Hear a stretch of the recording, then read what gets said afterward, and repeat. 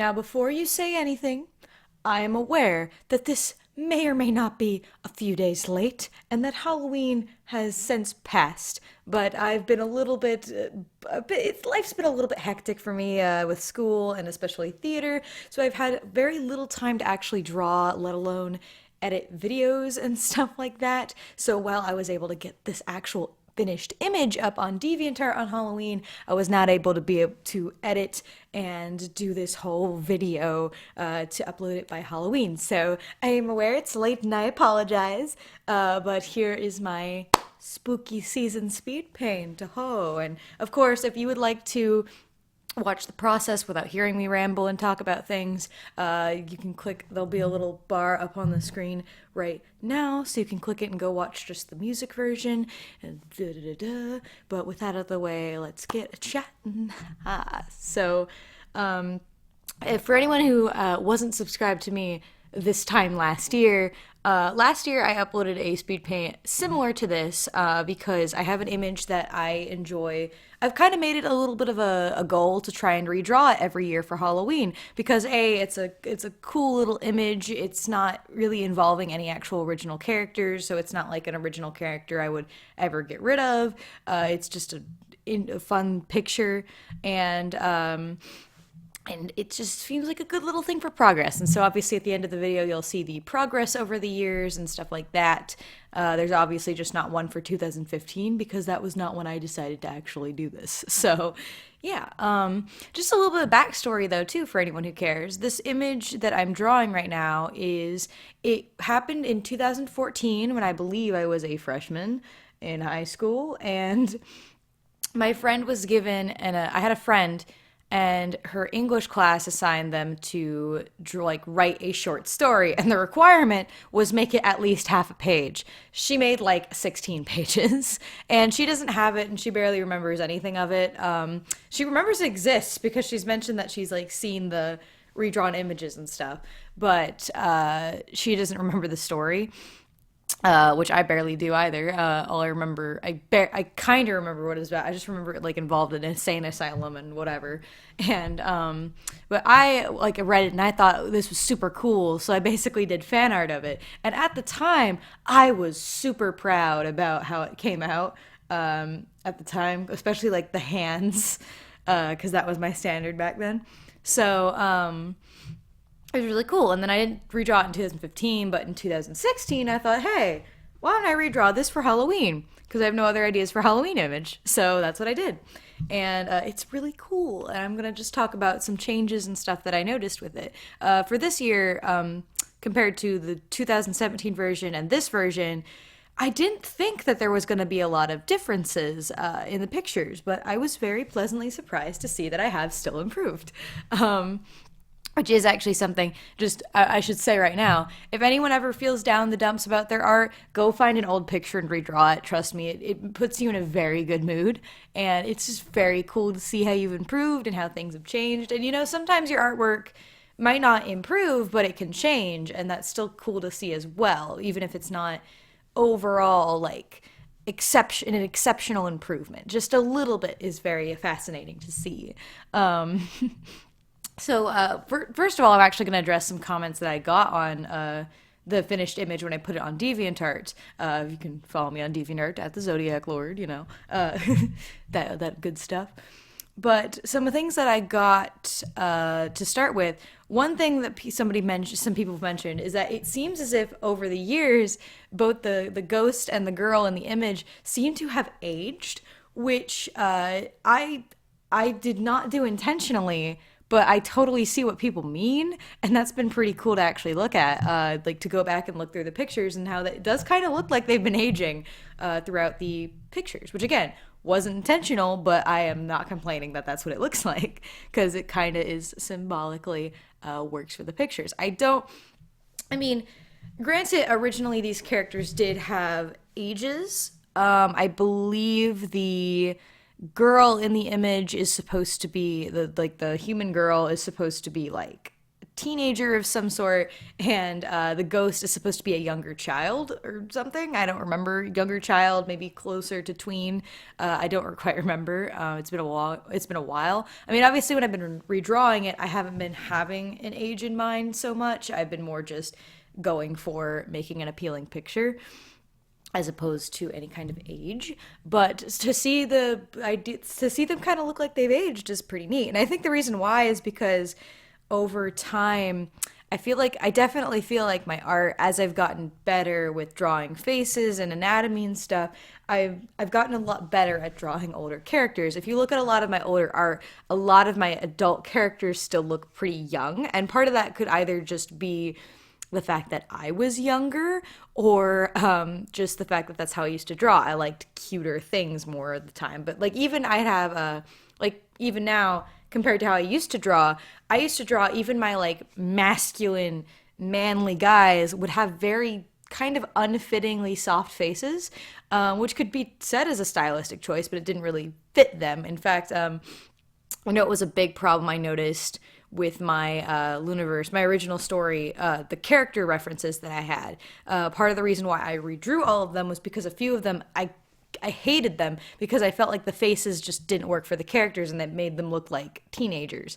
So I definitely think that my artwork in that regard has improved very much and is still improving in that area, which so that's pretty cool that kind of reflects in these in this little series and all that good stuff. But I do think that my artwork's improved with that. Like I've gotten better at drawing more manly characters. I've gotten better at drawing more varying face shapes, I'd say. Stuff like that. I've gotten better drawing more angular faces, etc., etc., etc. Another thing kind of along the lines too, one person, I think it was on Instagram, pointed out the fact that the ghost girl's hair has gotten, maybe it was on DeviantArt, I can't remember, but either on Instagram or DeviantArt, that the ghost girl's hair has progressively gotten longer and like more crazy over the years. And that made me laugh because I also didn't notice that. The original image, she had like this very straight, pretty kind of shortish hair, like barely down to her shoulders. That in like 2016, it was more down to her like mid back, and it was a little bit more curly. And then 2017, obviously, it was a lot longer, and in this one, it's like significantly longer. And like I didn't really notice that I was doing that, but yeah, I guess so.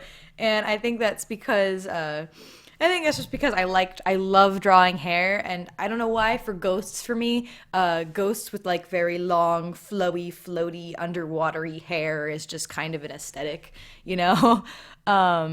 So that was kind of funny to me, to notice that her hair has gotten longer, and I'm totally okay with that. Another thing that's actually pretty cool about this is the fact that this one was done on a different program.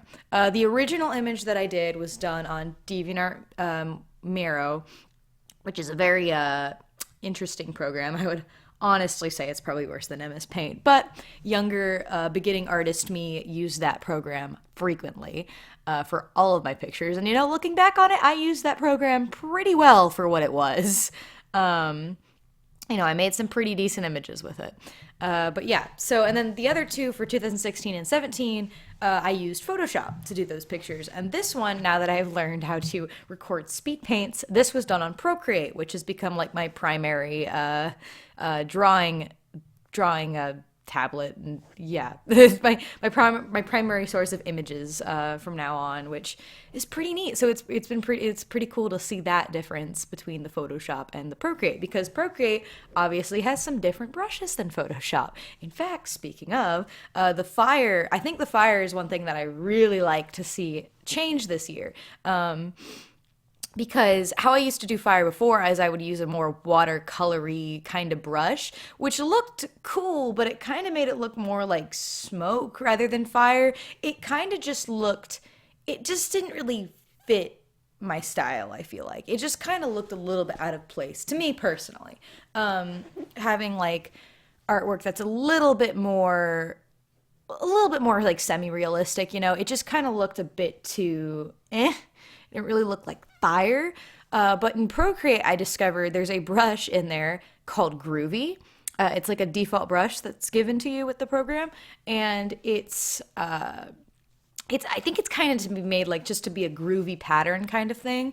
But I discovered if I take advantage of that like taper on it and I like layer it on top of each other, I can get a really cool looking fire effect that looks really cool and spontaneous and a lot better than me either using a watercolor brush or me trying to actually draw the flames, because that also does not work out. It just never really looks right unless it's like really stylized. I think I only ever got that to work for like a lineless chibi kind of thing. But yeah, so that's really cool to have that brush to use for the picture, and I think it looks a lot nicer, in my own personal opinion. And then there's other stuff too, with like brushes and stuff that's pretty neat. Another thing that though that people said is that there are some people who say they like the 2017 version more than the 2018 version, and I can totally understand that. Me personally, I like 2018 more because to me, I think for sure on a technical level, I've improved a lot, and that shows in the 2018 version. You know, like for example, I can point out, obviously I'm the artist, so you're always your own worst critic usually, and like I can point out the fact that her eyes, like they look a little bit too outstretched, so it almost looks like they're about to bleed off her face, and the fact that like that conceptually it's a little bit boring. It's like really zoomed in. It's kind of facing both the characters from the front. And I did kind of want to bring back a little bit more of that dynamic look to it that I got like with 2016, where their heads are more angled and stuff like that. And I wanted to zoom it out more so you got to see more of their bodies and stuff like that. So to me, I think on a technical, and then like shading and stuff like that. I think on a technical level, especially with like proportions and stuff, I think I have definitely improved a lot. And I think that 2018 is much better than 2017 for that reason. But I can see in ways that people would actually prefer the 2017 version more. And so I have like nothing against that. I think it's definitely an opinion thing. In fact, if any of you watching, when you see the little slideshow at the end here, I would love to hear whether or not you like the 2018 version or the 2017 version more and your reasons as to why. I'd be very curious to hear. So yeah, if you feel like doing that, feel free to let me know, and that'd be pretty cool. And then I think the last thing that I've improved on was line work, because there was a kind of an intentional change I made to the way I did line art. Because I've always liked sketching, but I've hated doing line art. It's always been a thing for me because line art to me feels more tedious. It feels more, it kind of just feels more, how would I say, like it just feels tedious and just a bit too like more of a chore than it is fun. While sketching has always been more fun and relaxing and free. And I've always liked drawings that have a more sketchy look to them. That's always been my thing. That's the reason why I use the brush that I use for line art, because it looks like a pencil and I just kind of like that look. And so with the line art, I actually discovered a little thing that I did where you could, when you were watching the line art phase, you might have seen it, where I had these like kind of hatch like shading shadows in the line art, and then I've been doing recently, and I've really liked how it looked. So I obviously did that for that picture, and I like it a lot. It makes line art a little bit more fun for me. So yeah, there's that too. Overall, though, I will say my artwork this year, I've been very happy with how my artwork and stuff has been going this year. Just it's been very nice, and it's been nice to see me improve and to see the stuff I've been very proud of the stuff I've been producing and things like that. Even if a lot of them I should be working on stuff better, but you know what? This isn't necessarily my job, so there's that. And I was very happy this year that I figured out a very good process for actually doing commissions effectively. And very efficiently. Speaking of, if you want to make sure if you have a DeviantArt and you'd like to commission me, commissions are soon going to be reopened.